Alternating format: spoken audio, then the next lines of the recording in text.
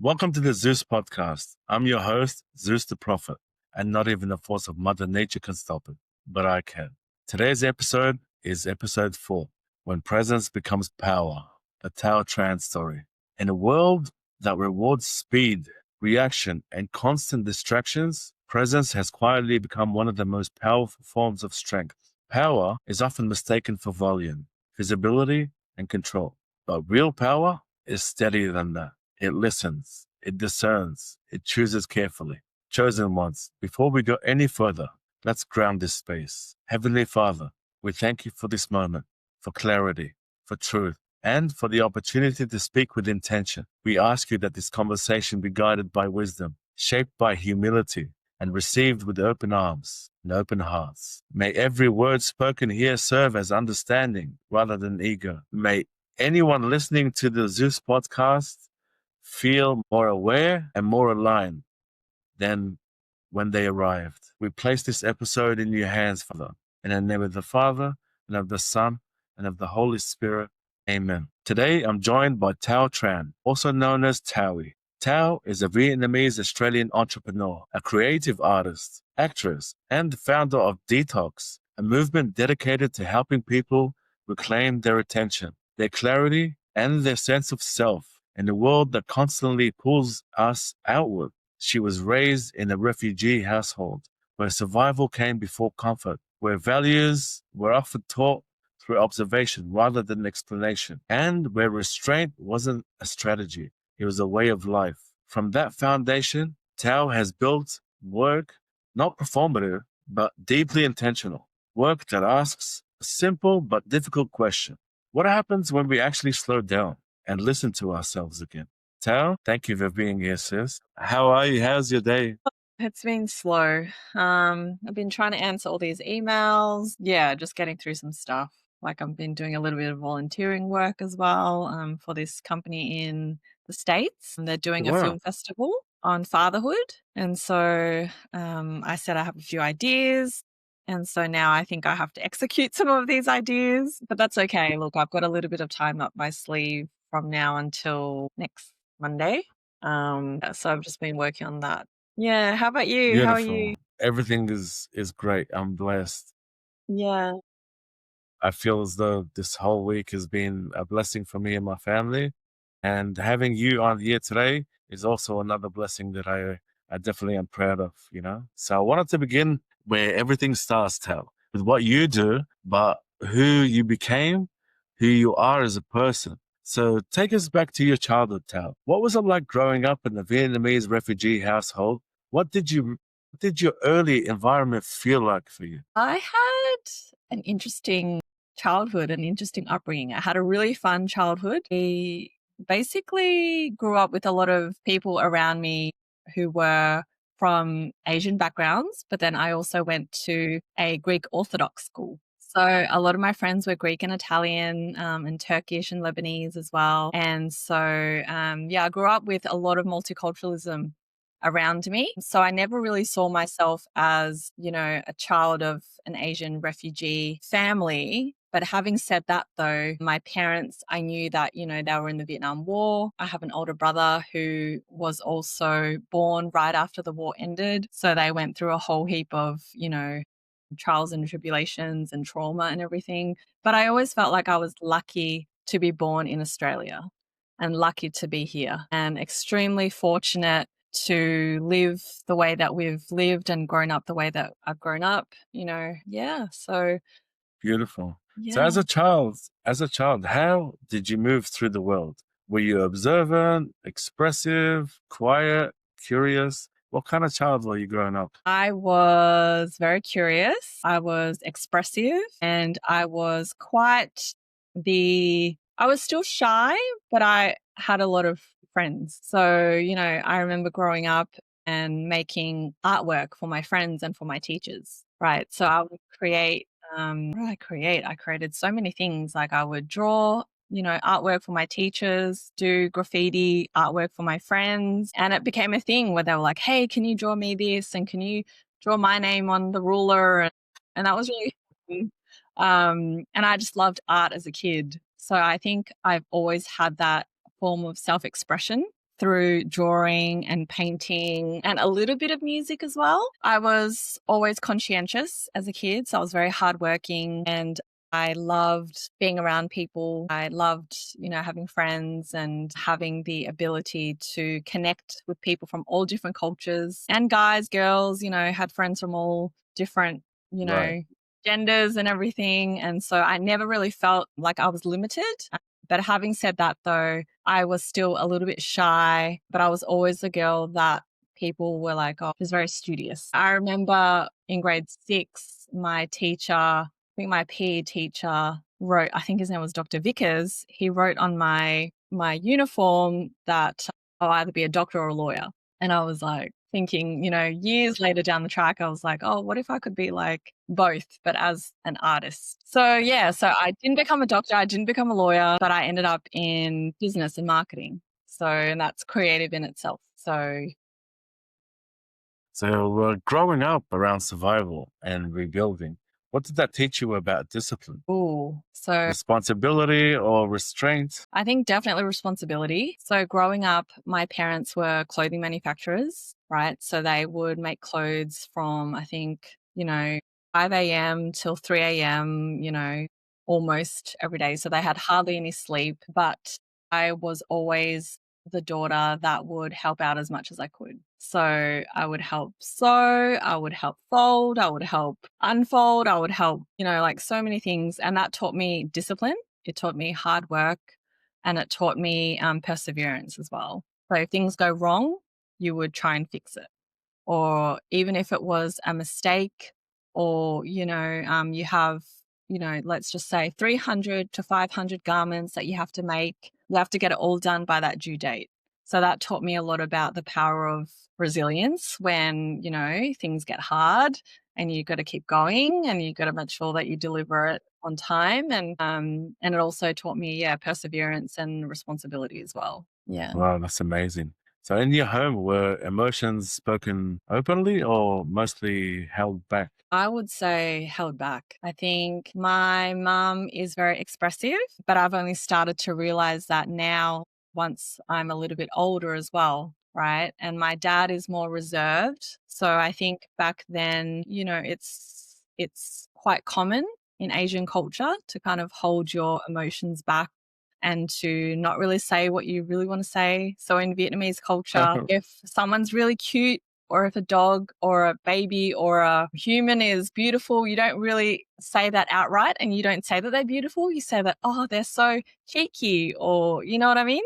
But you know the hidden meaning behind it, that they really want to say that they're beautiful, they're cute, but you say that they're cheeky. But yeah, I think the culture has enabled me to really understand it more as I'm getting older as well and as I'm evolving as a person, and to be more expressive with not only my parents, but with my uncles and aunties and my cousins and, the community. And realizing that, we have the ability to express ourselves, right? So, we only have one mouth and two ears, but we are able to say what we truly feel. And that can sometimes be really difficult, right? Because you're connecting your brain to your mouth.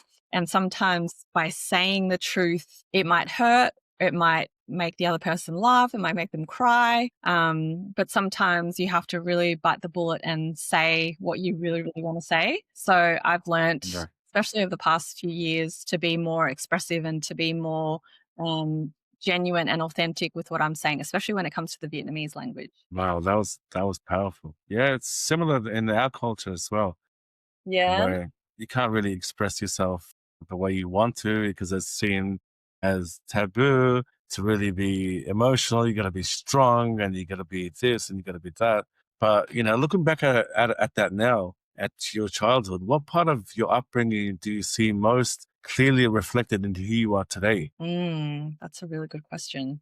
What part of my childhood? I would say resilience and perseverance. So part of my childhood was, again, going back to school, going back to family, and also work ethic as well. So those three aspects are kind of all intertwined, right? So, studying really hard as much as I could, doing the best that I can at school, doing the best that I can with my family. I have a really good relationship with my parents. So I try my best with them to continue to have a good relationship. And then the work ethic that I learnt as a young kid to keep going no matter what. And if something is really, really not aligned to you, then yes, pivot. But yeah, you just got to keep going. And it's not keep going where you grind and you hustle to the point where you get exhausted or burnt out. It's more like working hard to give yourself, give your family an opportunity to live healthier, to live better, and to leave something behind, like that legacy you want to leave behind. Legacy, right. So that's really important to me as well. And I think leaving that legacy, I see my parents grow up working so hard and not being able to fulfill their own dreams and their own goals because they sacrificed so much for their kids and their family and even their siblings back in Vietnam. So my uncles and aunties, that it makes me feel like, oh, I only have one, I have like one brother, whereas they had so many siblings that they had to kind of take care of. So it actually makes me feel like they sacrificed so much. And again, like I feel so lucky to be here. So it's like I want to leave something behind that helps them live their legacy as well, right? Because I guess I'm, being a child of theirs is kind of like their legacy too. But at the same time, they had goals and dreams and hopes where they wanted to become this and that type of person. And they've become that type of person, but their careers, they didn't necessarily want to be clothing manufacturers, right? My mom was studying law. I think she always wanted to be a type of artist as well. But yeah, so it makes me think, okay, if they couldn't achieve what they wanted to achieve and they sacrificed everything for me and for our family, I want to do the same and give them as much back as I can. Wow. I really appreciate honesty. That was powerful. So same as how I feel about my journey and my struggle. And, I want to give back something to my family that they Yeah, sacrificed. Well, I was pretty much raised by a single mom myself. So there's a lot of things that I want to do for my intermediate family, my wife and my kids, but also to help out the extended family and those who have sacrificed so much for me to awesome. become where I am now. I feel blessed, and thank you for sharing that. That was powerful. It's okay. It's interesting how much our early environment shapes us long before we're aware of it. So let's bring that into the present. What are you focused on in your life and your work right now, Tao? Right now, I'm focused on detox. So, detox is all around digital wellness and how we can live healthier with technology. So many people are doom scrolling. So many people are addicted to social media. I'm trying to change that. And through detox, we're trying to create a community and also a movement where people are actually, I would like to say, living healthier with technology and reliving and rebuilding and reimagining human connection again. So I'm really working on, leveling up detox in 2026 and also figuring out, okay, how can we bring this, not even this concept, but how can we bring it to life in a product, in a service, in an experience, in a way where people go, okay, yeah, this is what I really want to be a part of. And just also bring that to life as well, because a lot of it sits inside my head. And sometimes as a solo founder, it can be very isolating. So it's like, how can I create my own detox systems and habits to help Mm. not only other people, but then myself first as well, right? Because if people go, oh, okay, she's doing all these things that is helping with her digital well-being or her well-being in general, I want to do that too. So yeah, so bringing that not only for myself, but then for other people too. So working on detox. And then also probably the other thing would be health and artistry. And when I say artistry, probably music and yeah, just being more creative and going back to that whole expression and self-expression component as well. What was the moment that you realized that attention isn't neutral, that it actually shapes identity? That's a really good question as well. I think the whole attention part kind of ties back to when I worked in digital marketing, right? So as a digital marketer, we're always trying to help people gain attention on digital, right? But then sometimes the more attention, which is great, right? You get attention, you get content, you get views, you get clicks, but then it can become so exhausting as a brand or as a person or as a, as a team or a company. It's like, okay, what do you stand for? And sometimes it's okay to go offline for a certain amount of time for a right reason and for an intention. But then you have to kind of offset that with well-being, right? So the whole attention space and tying it back to what your values are really important too. Mm.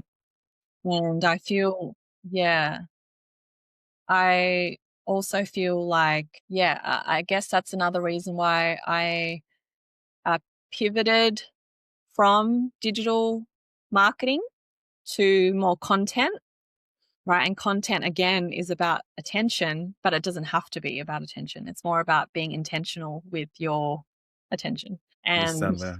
yeah, so Before helping others reclaim their attention, what personal pattern did you have to confront within yourself with attention, you mean? in regards to attention? I think when it comes to, if we talk about digital attention, right? So if we talk about social media attention, I was always scared to post videos.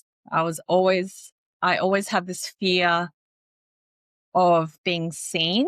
Like, yes, I'll post photos of, pretty pictures and food and, the typical things that everyone does. But I think those posts, because they're static, you're actually not giving away a lot compared to video, right? Like it's quite obvious with video, you're talking, you're doing things, right?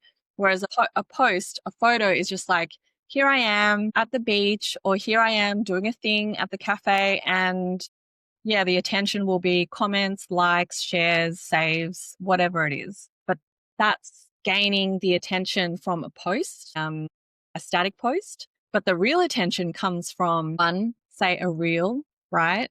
Where you're creating something, not just something static, but you're creating something where it could be of value. It doesn't have to be of value, but it should be of value to your audience. And then that engages the audience to come back and say or comment, wow, that really inspired me, or wow, that was not on, or whatever it is, right? So I think those types of content gouges more attention because, yeah, I mean, it's obvious, right? Like it's a video, right? So you're actually creating more content and it's more expressive and it's of value. You're actually saying something. So by having an opinion creates more attention. And I always used to fear of having an opinion. I remember I was so scared to post because I was quite overweight. And so I was like, oh my God, what if I post and then someone says something, or I don't look this way, or I don't feel that way? So then it actually makes me feel like you're scared before you even post, right? You're scared of what attention you're going to get. And you're scared that you're going to get negative feedback or negative connotations with your attention. So, but then I was like, you know what?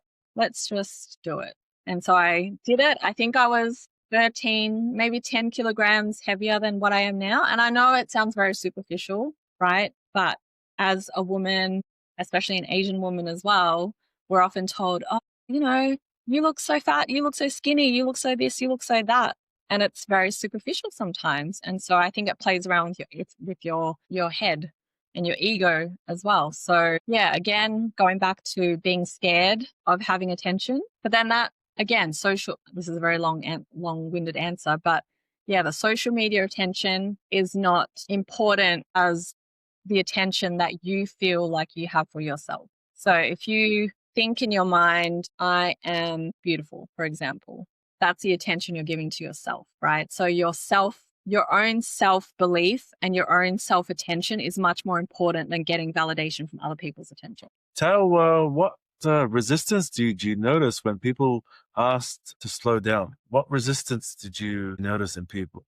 And what do you think is really underneath that resistance? I think a lot of the resistance comes from being busy with work, right? And when when I say or when detox suggests things like slow living and slowing down and spending more time with family and friends and yourself, a lot of the time people say, oh, but, I'm used to doing the way that I've done all these times, right?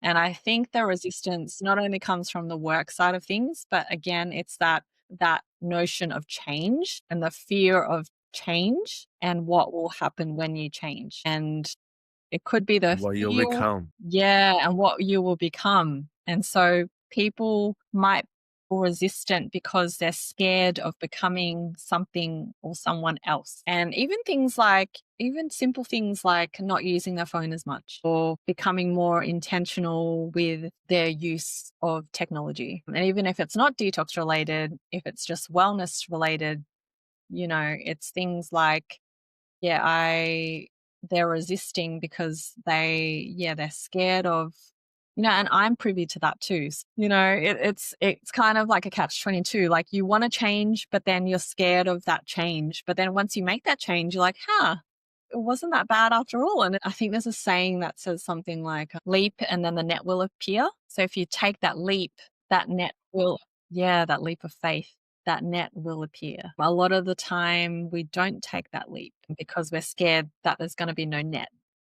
We're going to fall into doom and gloom. So it's almost as if like, okay, we need to understand that, okay, we need to face this resistance and just do it. Yeah. And, there's the whole imposter syndrome mentality as well that comes into play. I have it, so many other people have it, but sometimes we have it in different aspects too.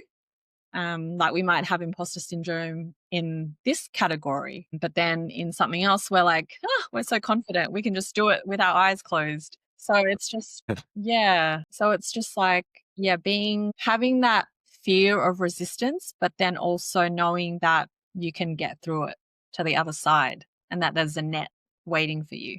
And what if there's no net, right? It's a roller coaster. And that's what life is. That's so beautiful about life because sometimes the net doesn't appear straight away. Sometimes you have to fall a little bit. Right. And when you fall, then you realize, my goodness, like I needed that fall to get me back up. Then miraculously faith, because you have that level of faith, that net appears, whether it's from God, whether it's from the universe, whoever is listening, whatever they believe in, it really is a beautiful thing. But yeah, going back to resistance, we all have it. So it's just a matter of just pushing through. And that's the hardest part. Absolutely. You also express yourself creatively, particularly through music under the name Taui. When did music become a place for you, Tao, where you could say things you couldn't articulate elsewhere? When I was younger, I think it was grade 3, in primary school, I would create my own music. But I was in rock singing group in grade 5, so I would sing other people's songs. And then I created a girl band in grade 5, and that was really fun because we choreographed the whole thing.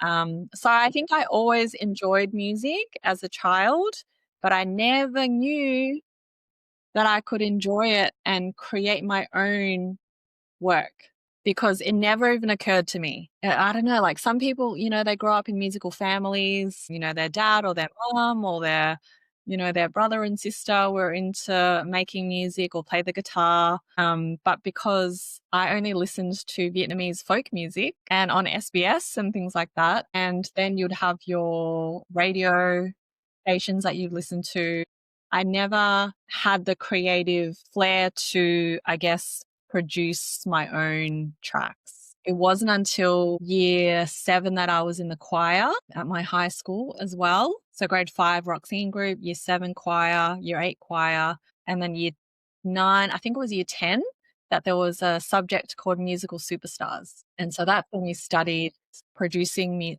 producing your own songs, learning about certain artists. We learned about Billy Joel and Judy Garland.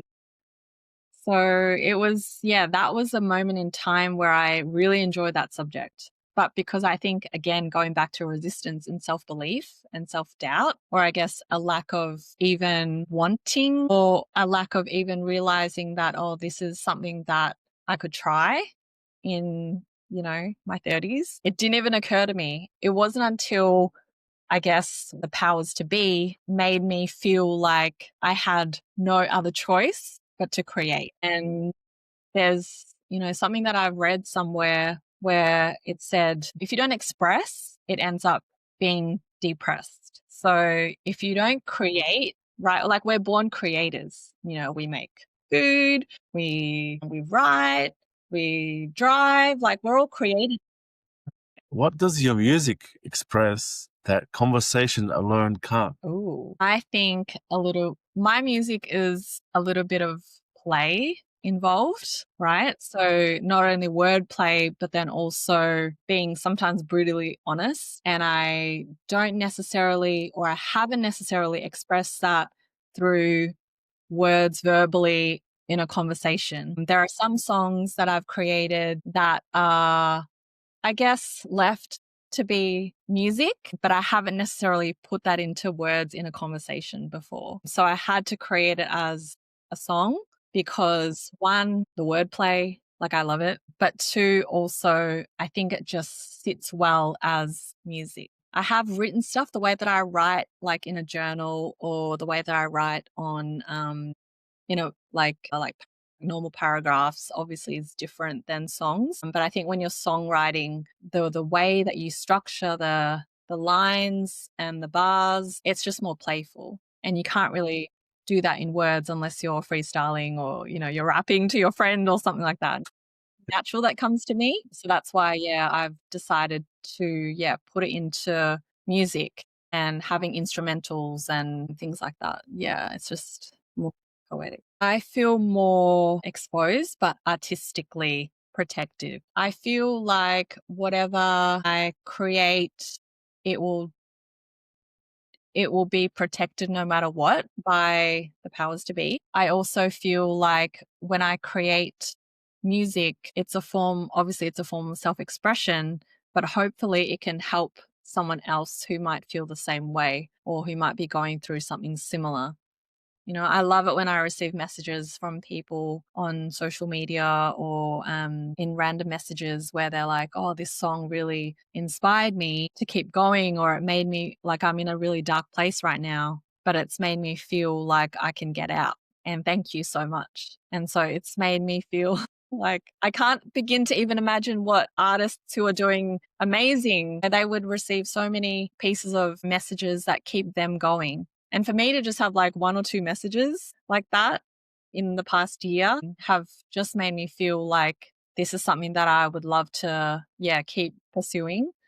And so going back to your question, it makes you feel more exposed, but then you're protected in a way as well. You're protected by your people who value you as an artist, but then you're exposing yourself to anyone and everyone to see. So it kind of goes both ways. In regards to creativity, leadership, well-being, all require balance. How do you personally protect your energy while staying visible? Ooh, I love that question. Staying visible, obviously, either online or in person, right? But then sometimes you really have to zone out and zone into your own personal space. So a lot of the time I do things alone, and that might be working at a cafe, that might be reading at home, spending time with my family, and also just, even things like journaling, right? Or listening to music. So just kind of soaking in your own space and re-energizing. And then, so when you actually get out there again, you're energized and you're not feeling depleted, because the worst thing you want to do is spend so much time and energy outside that you don't have time to reflect, you don't have time to recuperate, and you also don't have time to reset. So I think, by just balancing it out and just making sure that you have, even if it's like one day a week where you just have it just for yourself, things like that. Yeah, it really helped me. That's powerful. What daily practice has had the greatest impact on your clarity? Ooh, I think journaling. just writing down everything that comes to mind, even, things that I need to do, things that I haven't done yet, things that I want to achieve, things that have happened, and just reflections have made me create more clarity. Sometimes when you talk to certain people, they will have the best intentions, but it's based on their experiences, right? So you've got to know what's best for you. So I think by looking inwards and creating a space for you to just write your thoughts and express yourself, then it can start to get a bit clearer.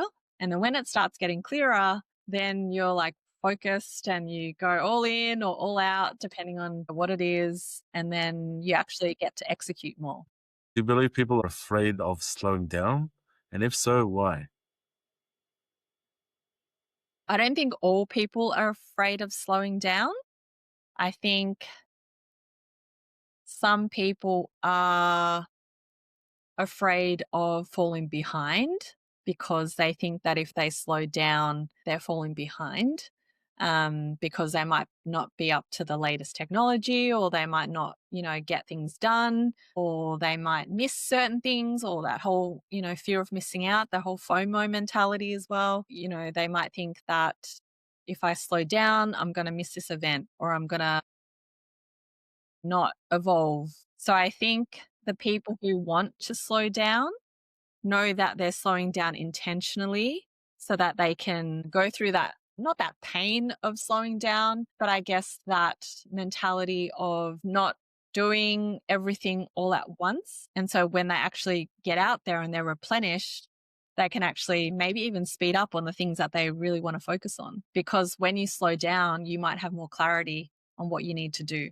Right? Because sometimes I feel like, even for me, I might have a million ideas running through my head, but if I don't slow down and write them down, or if I don't slow down and reflect on each of those things, then I might look for the next shiny object. And then those other 10 ideas that I've already had, they don't get executed. So by slowing down, you're actually focusing on what is important to you, what is important to your values, and what is important to your legacy that you want to focus on and you want to leave behind. So again, not everyone wants to slow down, but again, it's that whole idea of what slow means, right? Like we have this negative connotation of being slow is a bad thing. And fast is, how to make money faster and how to speed up your, the success in your life. But sometimes we really need to maybe even rephrase the term slowing down to being more focusing up, or, something like that. Yeah. Okay, well, we were talking about music just before. Yes. So when did music, apart from like you said grade 5 and grade 8, right? Yeah. So like when you took it seriously and professionally, so when was that moment when music became a place where you could say things you couldn't articulate elsewhere? Yeah. It was actually 2022, March 2022. So not even that long ago. Wow. And it was when I found God. So as I mentioned before, growing up, I went to a Greek Orthodox school, right? My parents were Buddhist. I've lived in the Middle East. I never really understood who God was, and I never really was close to Jesus, and I need to be closer.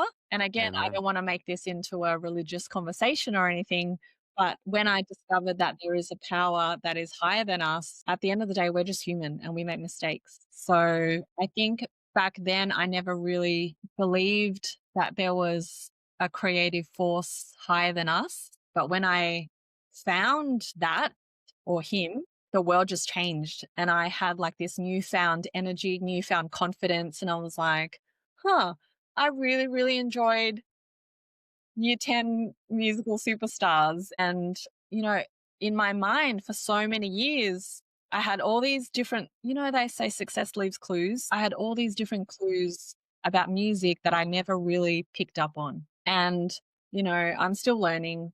It's very new to me. It's only been, 3 years, which is like in total infancy stages when you think about the music industry and as being a music artist. It was March 2022 when I realized this is what I want to at least do as a new part of me And Yeah. whoever wants to come along on the journey, they can come along on the ride and we can go on this roller coaster together and Right. go through hoops and nets and everything. And it'll be fun. And whoever doesn't want to or who doesn't feel aligned to it, then that's okay too. So yeah, so it was That's beautiful. 2022. That, that really changed my life. So you've also trained in acting and performance. Acting requires presence without control. What was performance, or what has performance taught you about letting go? Performance has taught me to let go and just do. I've done, I haven't done many acting gigs, but a lot of them have been, small, like extra roles or little featured roles here and there. But it's really made me feel like it's really weird because it's made me feel like you just have to put yourself into that mindset, that situation, and you have to imagine. And it's really fun trying to imagine what life would be like if you were, I don't know, even things like I was on set one time and I was on the phone and I was just attending, right? But you've done it before, you've been on the phone before, right? So even little things like this, you just act like it's actually happening and you've done it before, right? So instead of thinking, "Oh, I'm acting," it's like, "Yeah, I'm just on the phone, right? I'm just." Just having a normal conversation, right? Right. So do you feel like you see yourself on stage or on the big screen or both? Oh, I can't answer that right now. I That's don't okay. know. That's I don't okay. know where it will take me. I would, yeah, you just have to find out. We'll have to wait and see, of course. I mean, has acting changed how you observe people and behavior in everyday life? Yeah, I mean, most people that I know love to people watch, right? So even when you people watch in real life, when you watch a movie, the films, you resonate with certain characters and then you not like you mimic it, but you love the character so much that you want to create that same vibe, that same feeling, that same thinking as well as the character. So, yeah. Well, creativity, leadership, and well-being are all require balance. Yes. How do you personally protect your energy? To stay visible, you're always going to have people looking at you, right? Because you could either be visible on social media or you could be visible in person. And most of the time you're visible in both, right? So you have to kind of remain congruent to you, and that's how you remain authentic both online and in person, right? Makes sense. Creativity, leadership, um, it goes hand in hand, I feel. Like a lot of the time we can be so creative, but we don't have that leadership skills within ourselves to go, okay, I'm going to create and take the lead on this creative project, whether it's with myself or whether it's other people. So having that business acumen and leadership skills, I think, yeah, it kind of goes hand in hand with being visible as well. And then also Mm, being a leader requires you to either lead by example, whether it's in front or lead from the back, right? So there are a lot of leaders out there who want to show their face all the time. But then there are a lot of leaders out there who lead from the back that you don't even know that they're there, but right, they're exactly. leading a whole team. So I think the type of leader that I want to be is a bit of both. But I definitely, being the creative person I am, I would love to be able to be more visible in a way that is of a role model type of figure for the next generation. Wow, that's powerful.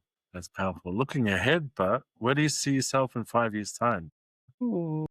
5 years time, I would love to be able to one, have a family, and then yeah, wherever I am in the world, be the most present person that I can be very, follow my gut, follow my heart, follow my intuition, and lead with my intuition as well. And that ties into helping the next generation. So whatever I do, I feel like, you know, helping the kids that I, would love to have, been like growing up. And I've always loved kids growing up, so it's a no-brainer for me. That's why I do what I do with detox as well, because it's like, how do we help the next generation live healthier with tech? But detox is not the only thing that I want to do in 5 years' time. I would love to be able to work with brands that are around wellness type of brands, youth brands. But yeah, again, leaving that legacy behind. People say the first part of your life you learn, the second part you earn, and the third part you return. So I That's definitely right. feel like I'm not in the return phase yet, but I'm in the learn and the earn phase. So I think in 5 years' time, I'll still be there, but I can try to return as much as I can in the process of learning and earning. Yeah. Well, that's powerful and profound at the same time too, as well. Thank you. So, well, what does success mean to you now? Not socially, but emotionally. Emotionally, success means being able to be present, right? So that you can communicate in an effective way to whoever you're talking with, whether it's a family member, whether it's a friend, whether it is a business person that you're pitching to. So I definitely feel that in the age of the digital era, we're losing presence, we're losing attention, we're losing so many things. We have such a short attention span. So if we're able to just soak it in, be present, be mindful, be intentional, that is really successful, because that ties into everything else that we do. And then success, monetary, wealth, in terms of health, happiness, like all those other aspects that will come. So I definitely feel like, yeah, being present, being mindful, being intentional with everything you say, and saying it in a way or doing things that will benefit the world, that is the best thing you can do for success emotionally. Absolutely. And if you could leave listeners with one grounded principle or message to carry into their week, what would that be? Oh, that's another really good question.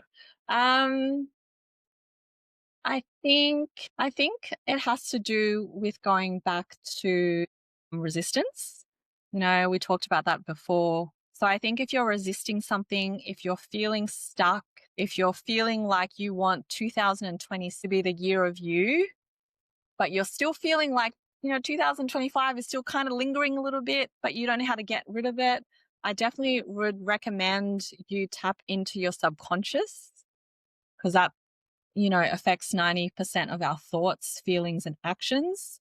And a lot of the time we want to act, but we don't think and feel in a way that is congruent with our actions. So in order to say, I would love to say, just do it.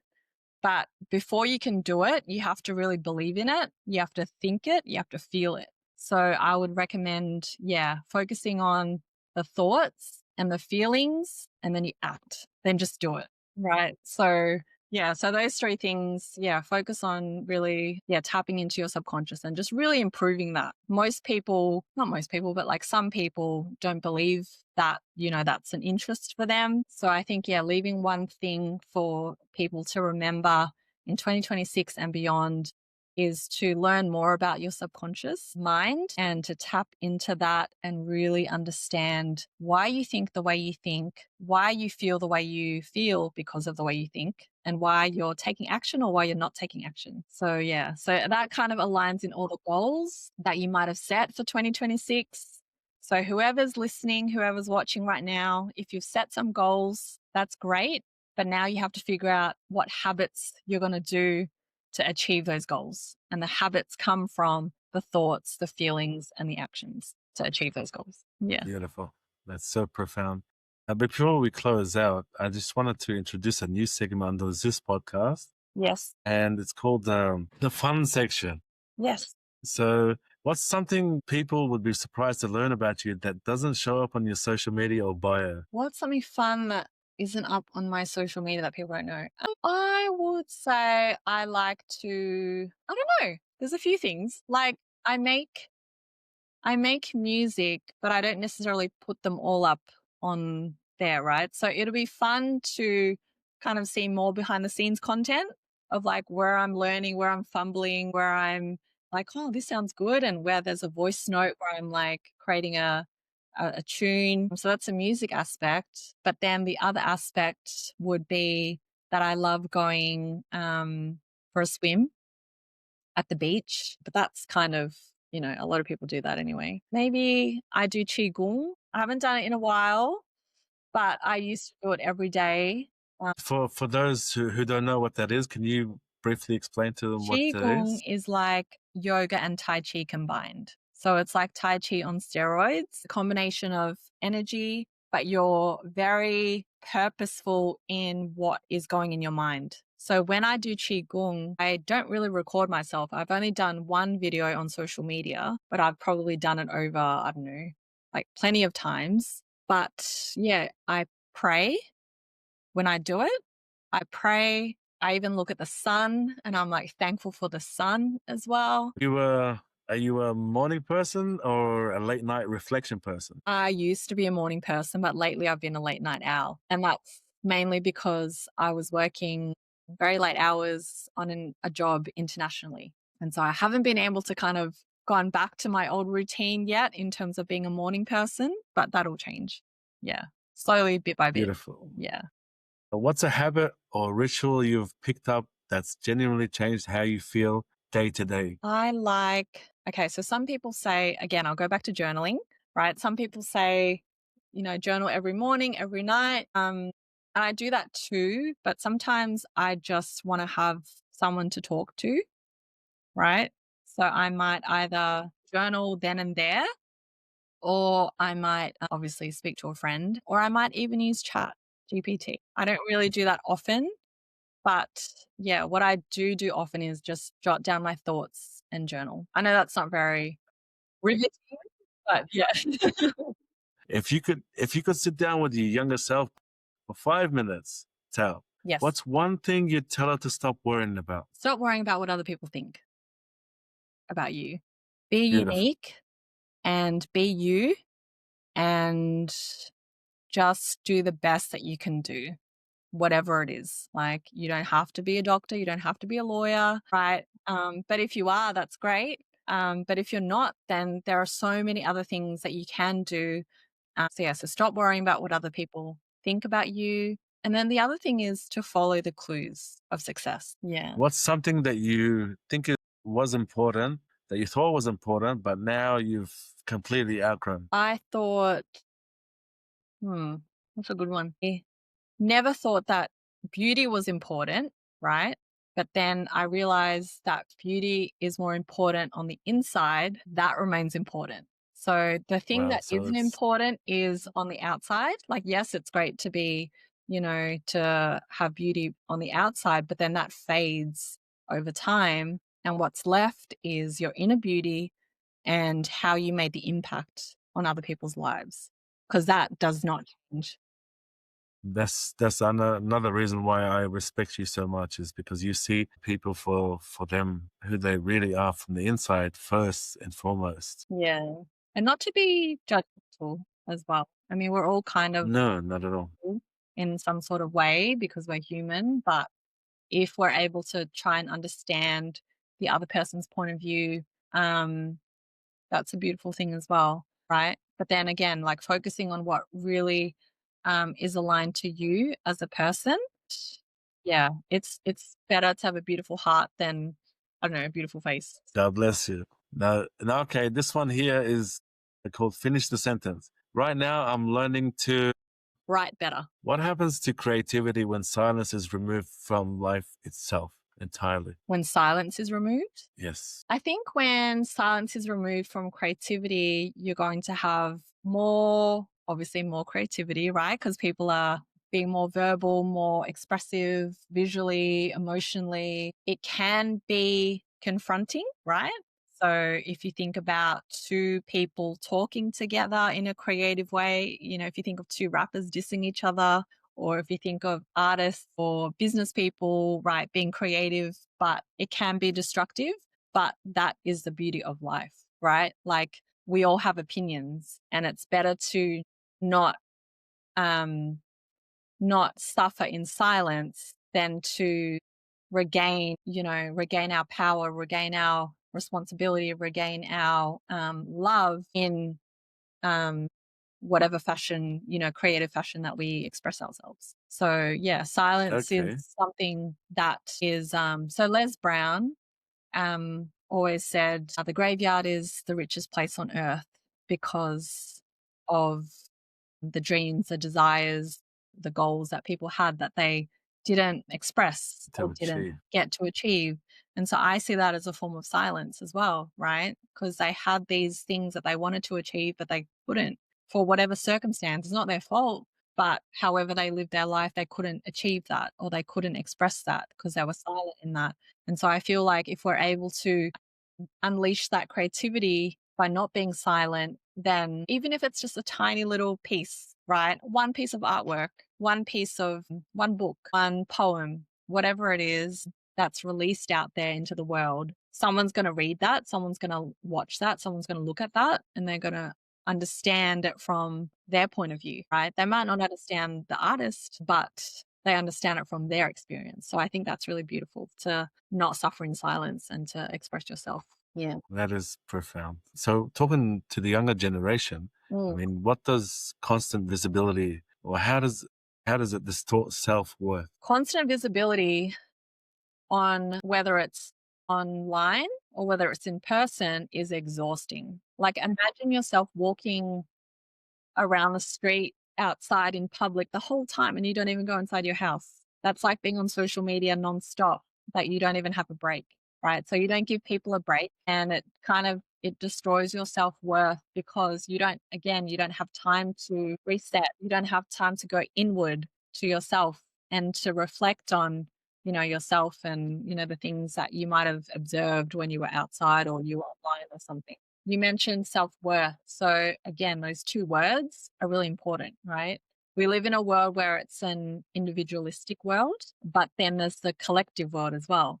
But if we can somehow combine the two still, so the issue is the whole self aspect can be selfish, right?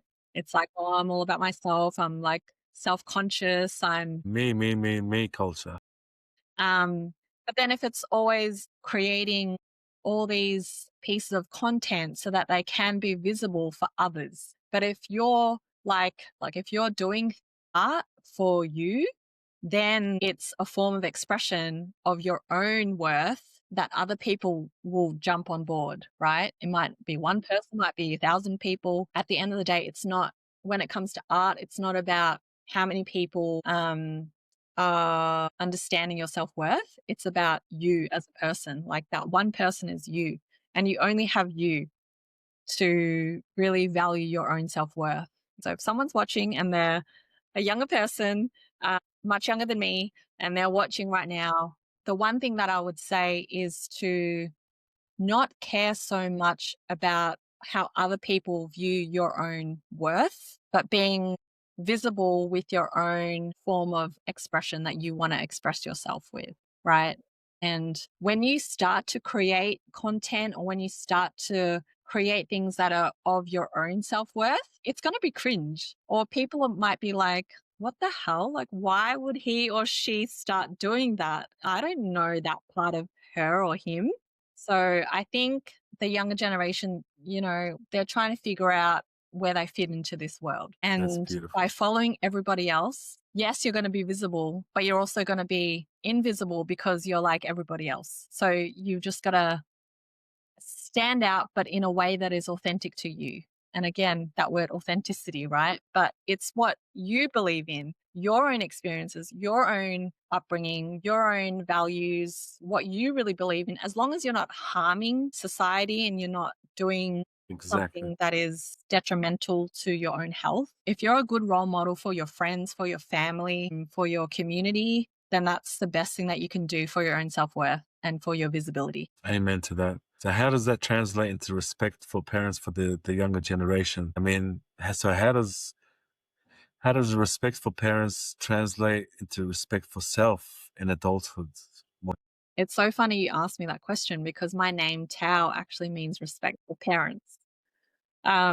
So when you combine that with my dad's name, it means harmony. When you're respecting yourself, you might not necessarily be respecting your parents, but they will see it as like, oh, my child is actually a good human, right? By respecting themselves, they're actually respecting the family as a unit.